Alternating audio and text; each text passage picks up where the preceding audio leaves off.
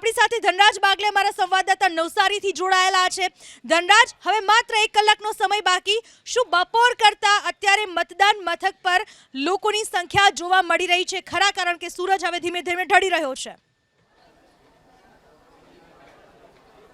જી બિલકુલ, સવારે જે પ્રમાણે લાંબી કતારો લાગી હતી ને ત્યારબાદ 2 વાગ્યાથી લઈને 4 વાગ્યા સુધી કાગડા ઉડતા જોવા મળ્યા હતા, ત્યારે હવે છેલ્લા કલાકોમાં ફરી એક વખત લાઈન લાગી ચૂકી છે।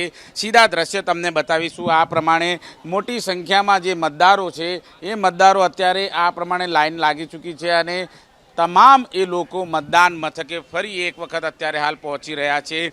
છેલ્લા 1 કલાકની અંદર બમ્પર મતદાન થાય તેવી શક્યતાઓ અત્યારે જોવા મળી રહી છે। નવસારી લોકસભા છે અને આ ઉધના જે એકેડેમી સ્કૂલ છે ત્યાંનો નજારો છે। આ પ્રમાણે મોટી સંખ્યામાં ફરી એક વખત મતદાતાઓ છે ફરી એક વખત લાઈન લગાવી ચૂક્યા છે અને પોતાનો મતાધિકારનો ઉપયોગ છે એ અત્યારે કરતા નજરે આવી રહ્યા છે। લાંબી કતારો ફરી એક વખત લાગી છે, ત્યારે પોલીસ કર્મચારીઓ ફરીથી અત્યારે હાલ મેદાને આવી ચૂક્યા છે અને વ્યવસ્થા જાળવવા માટેનો પ્રયત્ન કરી રહ્યા છે। મહિલાઓ છે એ સૌથી વધારે ફરી એક વખત લાઈન લગાવી ચૂકી છે, ત્યારે નવસારી લોકસભા મતક્ષેત્રની અંદર જે પ્રમાણે અત્યારે હાલ મતદાન ચાલી રહ્યું છે, ત્યારે જે મતદાન હતું જે ગત લોકસભા ચૂંટણીની જો વાત કરીએ તો 67% મતદાન નવસારી લોકસભા મત વિસ્તારમાં નોંધાયું હતું, ત્યારે આ રીતે જોઈ શકાય છે લાંબી કતારો છે અત્યારે જોવા મળી રહી છે અને નવસારી લોકસભા મત વિસ્તારમાં છેલ્લા 1 કલાકની અંદર